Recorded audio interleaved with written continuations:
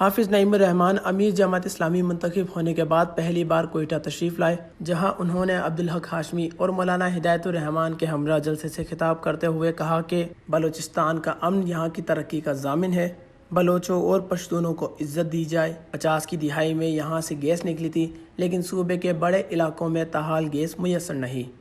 50 کی دہائی میں گیس نکلی ہو اور آئندہ آرٹیکل 158 بھی موجود ہو کہ جس علاقے سے گیس نکلے گی اس علاقے اور اس صوبے کو ترجیح دی جائے گی، اور پہلی ترجیح اس صوبے کی ہوگی کہ جہاں سے گیس نکل رہی ہے۔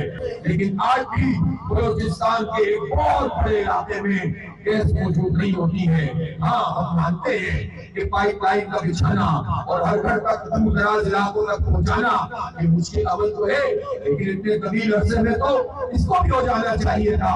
پاکستان کی پی ایس ڈی پی میں جو رپورٹ موجود ہے جس میں یہ کہا گیا ہے کہ سوئی گیس جہاں سے نکلتی ہے، اگر وہاں پر ہم ایل این جی کا پلانٹ لگا لیں اور ورچوئل پائپ لائن کا جو کنسپٹ دنیا میں موجود ہے تو بلوچستان کے ایک دیہات تک گیس پہنچ سکتی ہے۔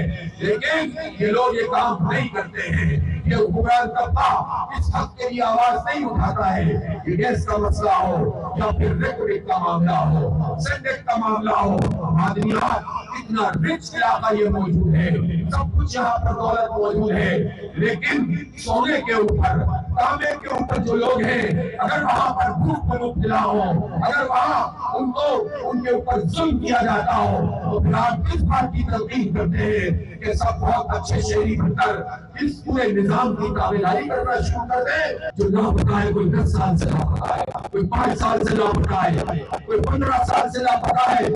لوگ اپنے پیاروں کے لیے ایک خبر آتی ہے کہ کوئی لاش ملی ہے، یہ سارے جاتے ہیں مارے پھرتے ہیں کہ ہمیں بتاؤ کہ کہیں ہمارا پیارا تو اس میں شامل نہیں ہے۔ جس کو تم لاپتہ کر دو اس خاندان پہ کیا گزرتی ہے، یہ لاپتہ کرنے کا سلسلہ بند کرو۔ وہ بلوچستان جو وسائل سے مالا مال، سونے کی سرزمین، چاندی کی سرزمین، ساحل بلوچستان، سوئی گیس، دنیا بھر کے دولت یہاں موجود ہے، پھر بھی سب سے زیادہ غربت یہاں پر، سب سے زیادہ محرومی یہاں پر، سب سے زیادہ ظلم و جبر یہاں پر ہے، جس کو ریڑھ کی ہڈی کہتے ہیں۔ بلوچستان کو تو اورنسٹائن نہیں ملا، یونیورسٹی نہیں ملا، کالجز نہیں ملے، صرف چیک پوسٹیں ہمیں ملی ہیں۔ لاپتہ افراد کا مسئلہ، ہماری مائیں اور بہنیں آج بھی بلوچستان کی سڑکوں پر اپنے پیاروں کی تصویر اٹھائے ہوئے اپنے پیاروں کے فریاد کر رہے ہیں۔ ان کا مزید کہنا تھا کہ جب عوام پر ظلم کیا جاتا ہے تو کیسے توقع کی جائے کہ لوگ اچھے شہری بن کر رہیں گے۔ انہوں نے کہا کہ ہم بدامنی پھیلانے والے کی حمایت نہیں کر سکتے۔ اگر کسی شہری نے کوئی جرم کیا ہے تو اسے عدالتوں میں پیش کیا جائے اور لوگوں کو لاپتہ کرنے کا سلسلہ بند کیا جائے۔ سی پیک کو بلوچستان کے مسائل کے حل کے لیے استعمال کیا جانا چاہیے۔ خطے کی صورتحال کے مطابق ضروری ہے کہ ایران، افغانستان، چائنا اور روس سے تعلقات بھی بہتر بنائے جائیں۔ Wash news, Quetta, Balochistan.